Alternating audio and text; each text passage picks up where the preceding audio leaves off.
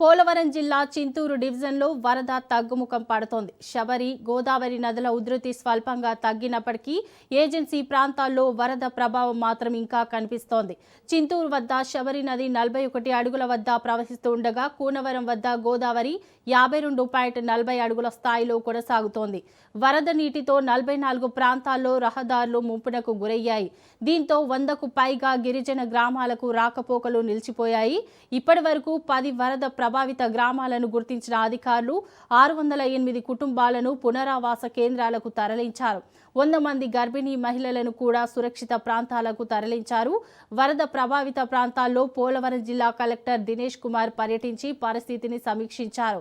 బాధితులకు ఆహారం, త్రాగునీరు, వైద్య సేవలు అందేలా అధికార యంత్రాంగం చర్యలు చేపట్టింది. మరోవైపు చింతూరు మండలం కల్లేరు వద్ద జాతీయ రహదారి 326 పైకి వరద నీరు చేరింది.